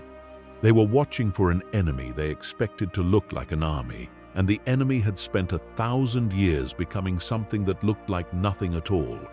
There were moments, points in the long hidden centuries when someone, somewhere, noticed something. A Jedi particularly sensitive to disturbances in the Force, who sensed a dark side presence they could not explain and could not fully locate. An investigator who followed a thread of unusual events across multiple worlds and assembled them into a pattern that did not quite fit the explanations available for any of the individual events. A council member who looked at the accumulating strange incidents across a generation and wondered, privately, whether the assumption that had shaped Jedi policy for centuries might be worth re-examining. There were people who came close enough to the actual truth that the chain might have been broken, or at minimum exposed, before it had had time to fully establish itself. But the assumption was too strong. When the Jedi Council formally reviewed incidents that an outside observer might have read as evidence of surviving Sith activity, the Council's conclusions bent toward the explanation that fit the existing framework rather than the one that required revising it. A corrupted dark side user was not a Sith because the Sith were extinct. An unusual concentration of dark side energy in a particular location was a consequence of some historical event or some natural force phenomenon, not evidence of current practitioners. The thread, when followed, consistently led to explanations that preserved the assumption rather than challenging it, not because the Jedi were dishonest or intellectually careless, but because that is what assumptions do to the minds that hold them long enough and deeply enough. Bane had designed for this. He had understood, from his years in the archives of Korriban and his study of every previous Sith failure, that the most powerful defense available to the rule of two was not the individual capability of the master and apprentice, but the structure of the belief they were hiding behind. The Jedi's certainty that the Sith were extinct was itself the primary mechanism of concealment. Maintain the appearance of extinction long enough, and the appearance becomes the story everyone tells themselves, and the story becomes the lens through which every piece of evidence is interpreted, and the lens becomes effectively impossible to see through from the inside. The chain moved through the darkness of the hidden centuries, link by link. Cognos to her successors. Each transition the same in structure and different in specifics, because the people involved were always different, and the particular circumstances of each generation were always different, but the design remained stable because the design was what Bane had built it to be. A thing that worked regardless of the specific individuals running it, as long as the rule of two was maintained. Around 5 centuries after Ruusan, a complication arose that demonstrated both the resilience of the design and the places where it could not fully control for human nature. An apprentice named Darth Millennial, three-eyed and mutant, in a way that his dark side abilities had amplified rather than diminished, reached a point in his training where his relationship to the rule of two became complicated by a philosophical objection he had found in the ancient Sith records he had access to through the chain. References to traditions of prophecy and divination, to practitioners who had focused the dark side not on power or manipulation or even knowledge in the practical sense, but on the ability to perceive the threads of future possibility that the Force made available to those sensitive enough to read them. This attracted him in the way that the wrong idea sometimes attracts the right kind of mind. Completely, and with a conviction that no amount of instruction from the master could dislodge. His master, Cognos, had trained him comprehensively and genuinely and had expected the challenge that the rule of two required. What she received instead was something different. He did not challenge her because he had grown powerful enough to defeat her. He challenged the design itself. He argued that the rule of two was too restrictive, that the dark side could be served in ways it was not currently being served, that prophecy and divination represented an entire dimension of Sith capability, that the rule of two's focus on power, transfer, and succession was causing the chain to neglect. He left. He did not defeat Cognos in any conventional sense. He simply decided that the design he had inherited was not the design he intended to follow, and he removed himself from it. He traveled to Dromund Kaas, the ancient Sith world, and established a splinter tradition that he called the Prophets of the Dark Side, an order of practitioners focused on the use of the dark side for foreseeing the future rather than shaping it through direct action. In the taxonomy of Sith heresies across the centuries, this one was relatively benign in its consequences for the main chain. The prophets preserved some Sith knowledge and caused no direct harm to the rule of two lineage. But they also represented something that the design had not fully been able to prevent: the exercise of individual judgment, strong enough to override the structure entirely. Cognos continued. The chain continued. Millennial's departure was filed away in the chain's accumulated understanding as a data point rather than a catastrophe, a demonstration of where the rule of two's requirement that the apprentice eventually act independently could occasionally produce an independence that went in directions the master had not anticipated. The lesson was incorporated and carried forward with everything else the chain had learned. No design is so perfect that it cannot be refined by experience. Bain had understood this from the beginning and had built the refinement mechanism into the design itself. The centuries continued. The Republic aged in the way that things age, when they are large and complex and governed by committees, not quickly, not with any single dramatic collapse, but through a gradual accumulation of dysfunction that each generation managed to keep from becoming fatal and thereby handed it forward slightly worse than they had received it. The Senate that existed a century after Ruusan was recognizably different from the one that had existed a century before. And the difference was not generally in the direction of improvement. The bureaucratic weight of governing thousands of star systems accumulated year by year into a structure that was enormous and slow and increasingly difficult to reform from within, because the people within it had been shaped by it for so long that they could no longer easily imagine anything other than what it currently was. This was, from the perspective of Bain's plan, as it was being carried forward by his successors, exactly correct. A healthy and functional republic would have been harder to manipulate from within. A republic whose dysfunction had been building for centuries, whose Senate was mired in corruption and procedural gridlock, whose citizens had grown accustomed to the gap between what the government was supposed to do and what it actually did, was a republic that was already, in a meaningful sense, preparing itself for what was going to happen to it. The Sith had not needed to corrupt the Republic. The Republic had been developing its own corruptions for generations, entirely independently, with nothing more than the particular tendencies of large institutions composed of ambitious individuals to accelerate the process. Bain had foreseen something like this. Not the specific details, not the particular faces of the people who would be involved, not the exact procedural mechanisms through which the transformation would eventually occur, but the general shape of it.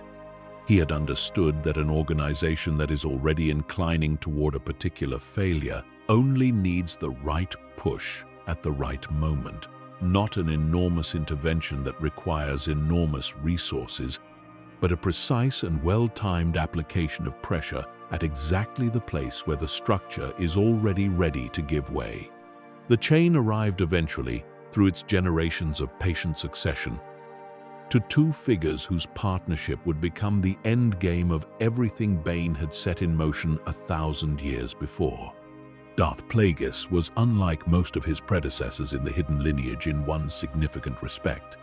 His primary obsession was not the defeat of the Republic or the elimination of the Jedi or the acquisition of power in any of its conventional political or military forms. His obsession was death itself. More precisely, the elimination of it. The ancient Sith tradition had produced many practitioners who had extended their lives beyond their natural limits through various means, who had explored the darkest corners of what the dark side could do to preserve consciousness against the dissolution that biology eventually imposed. Plagueis pursued this inquiry with a methodical rigor that exceeded anything his predecessors in the chain had attempted. He was a moon, a species known throughout the galaxy for their financial acumen and their ability to take a very long view of complex situations.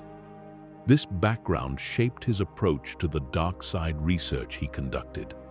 He brought to the investigation of midi-chlorians and force-assisted biological manipulation the same systematic patience that his species brought to the management of generational financial instruments. He did not expect quick results.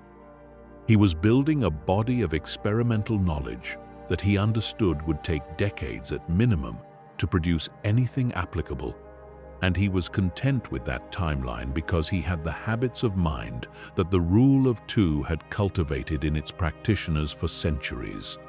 The ability to work toward goals measured not in years but in generations. His research took him into territory that the Jedi had declared off-limits for reasons that were not simply traditional, but reflected genuine understanding of what certain kinds of Force manipulation could do to the practitioner and to the Force itself. He manipulated the Force's relationship with living cells at levels so fundamental that the results occasionally produced effects that even he had not fully anticipated. He came to understand the midi-chlorians in ways that no previous practitioner in any tradition had understood them.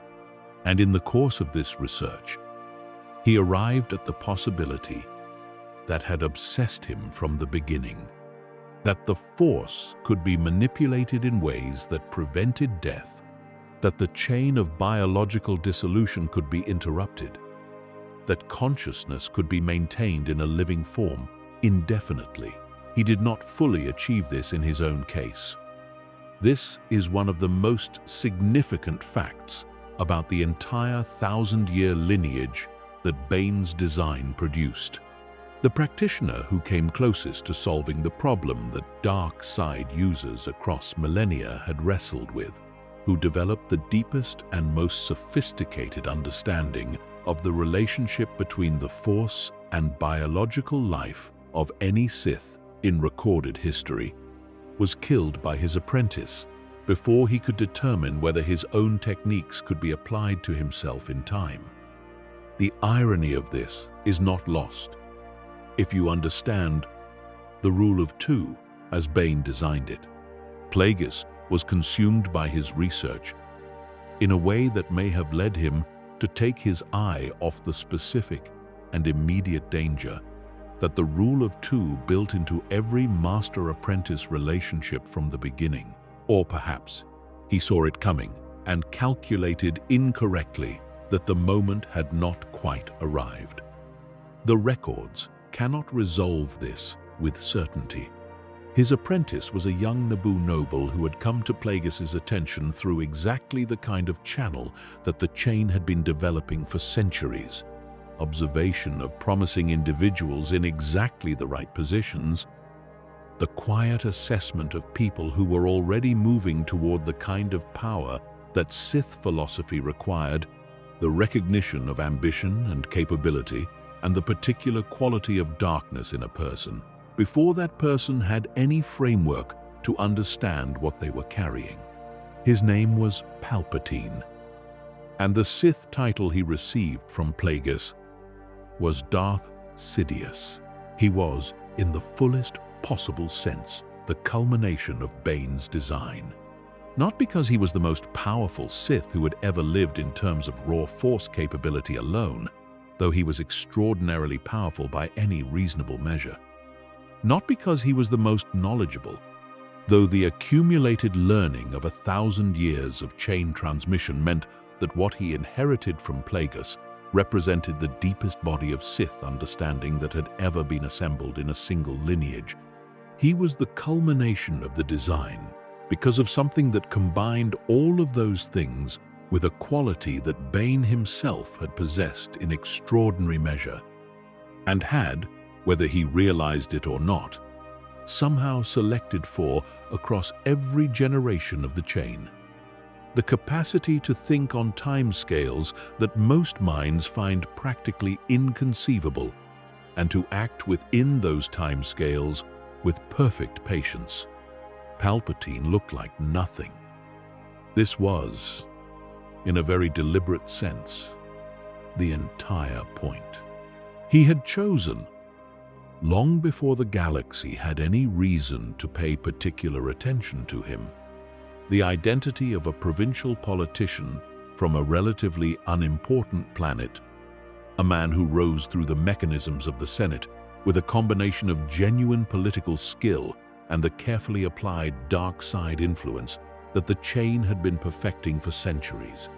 He was charming in the particular way that people who are extremely intelligent and who have spent significant time studying how other people respond to things are charming, because they know exactly what they are doing at every moment and can calibrate it with a precision that the person on the receiving end does not experience as calculation, but as genuine warmth. The Jedi saw him regularly. He operated in their proximity for decades before the events of the Clone Wars finally forced the confrontation that had always been coming. He sat in the same building as their representatives on the Senate floor. He attended functions at which Jedi were present. He engaged with individual Jedi in conversations that were friendly and superficially open and concealed. Beneath every word and every expression, the complete architecture of the design he was implementing. And they did not see it. Not because they were incompetent or insufficiently dedicated, because the assumption that had been protecting the chain for 1,000 years was still doing exactly what assumptions do, making the impossible feel confirmed rather than possible. The plan Palpatine executed was the endgame of Bane's 1,000-year design, carried out in the specific way that the accumulated wisdom of the entire chain had made possible. He did not try to conquer the Republic from outside.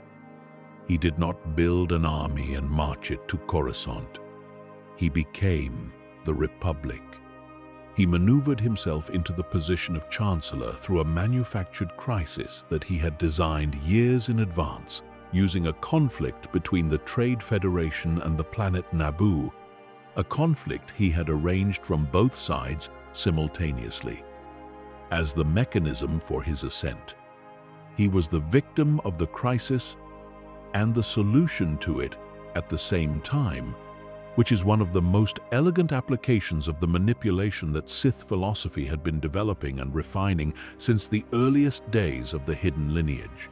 From Chancellor, across a decade and a war of galactic scale that he had also arranged from both sides simultaneously, he moved the Republic through stages of transformation so gradual and so apparently necessary that the Senate, the body constitutionally empowered to prevent exactly this kind of transformation, participated in each step willingly, some of its members eagerly.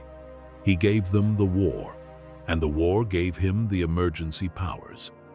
And the emergency powers gave him the legal framework, and the legal framework gave him everything else.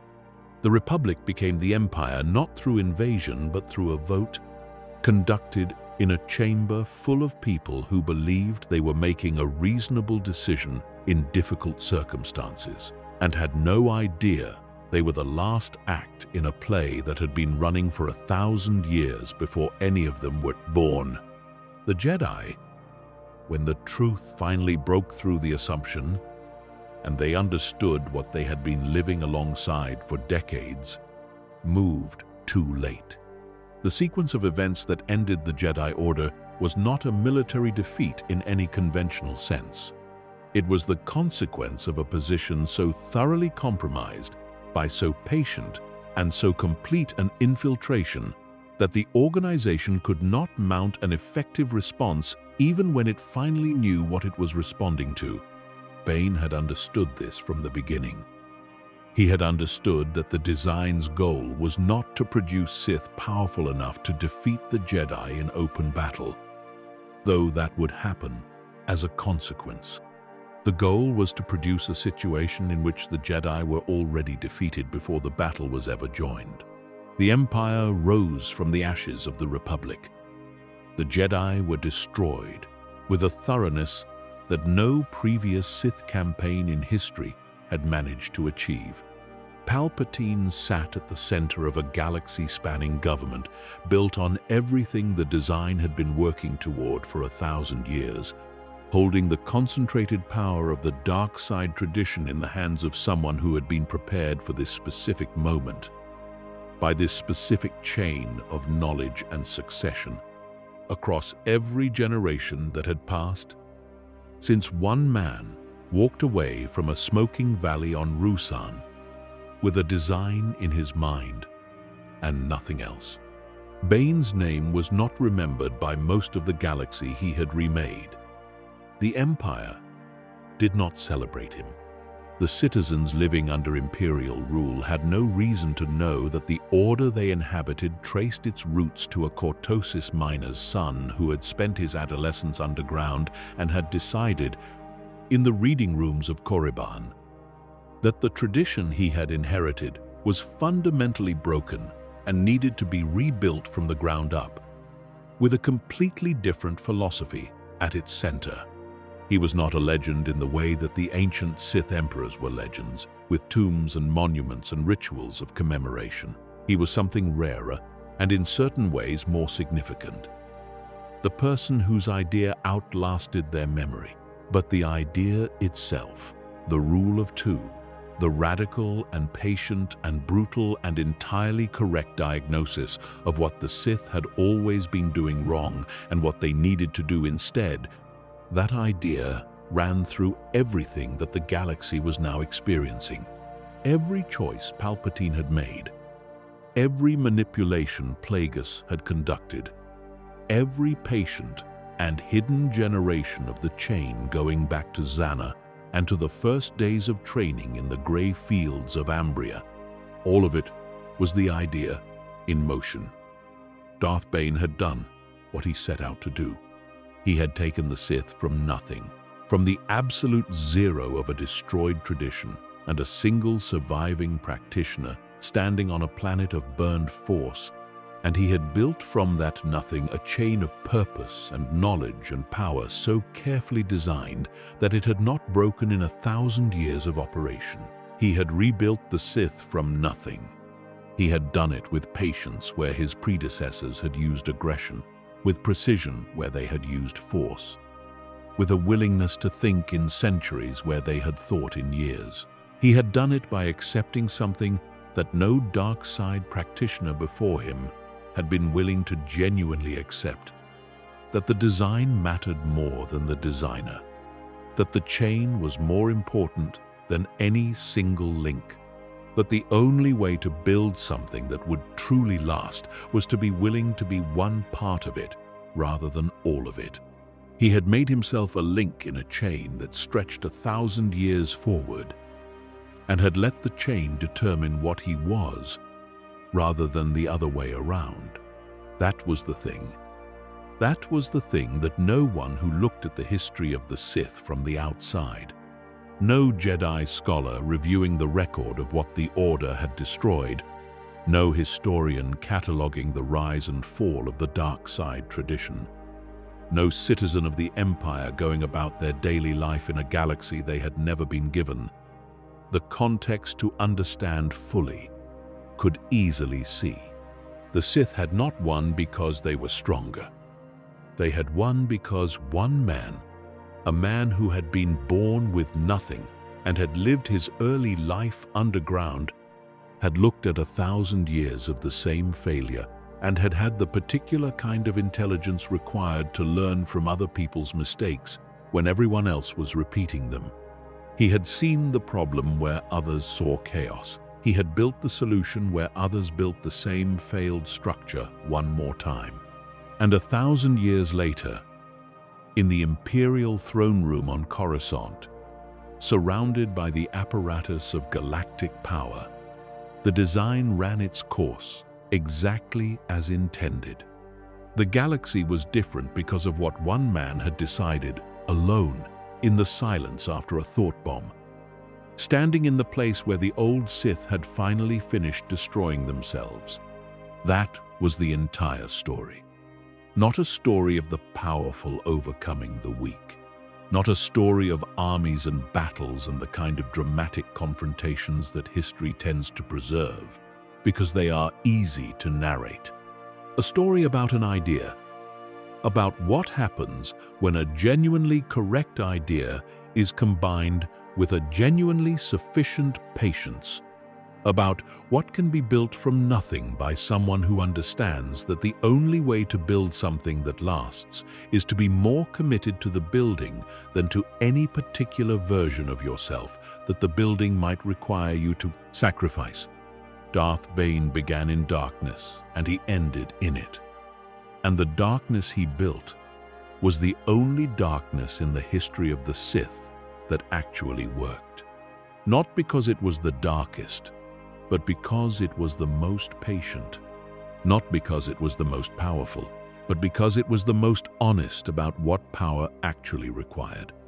He looked at the Sith and saw clearly what they were. He looked at what they could be, and he built the bridge between those two things out of nothing, and then he walked across it, and then he made sure the bridge outlasted him. The minds of Apatros are still there. Grey and exhausted and forgotten. A rock at the edge of nowhere that most people have never heard of and never will.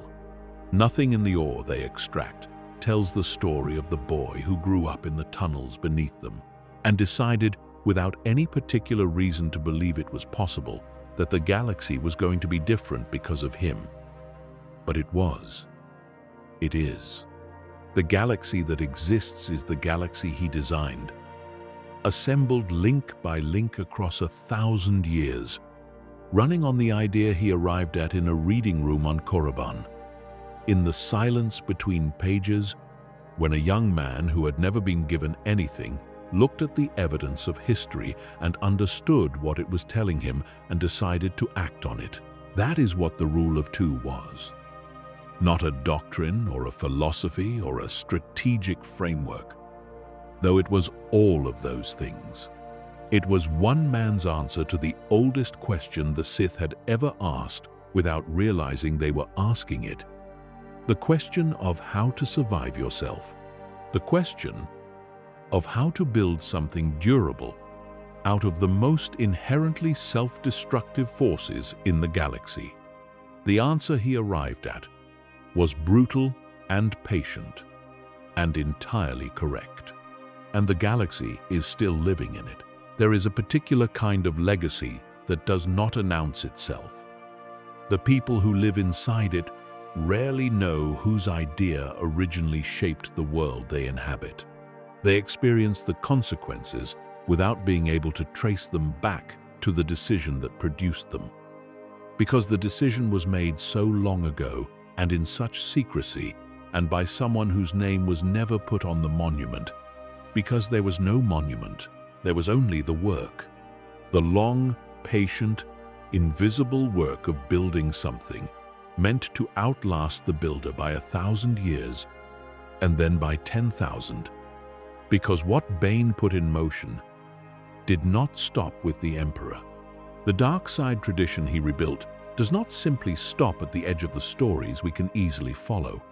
It reaches into whatever comes after, into every future moment when someone Force-sensitive and ambitious and honest enough to ask the right question encounters the record he left behind, and asks the same question he asked, and finds, already waiting, the answer that a boy from the minds of Apatros worked out in a reading room a very long time ago.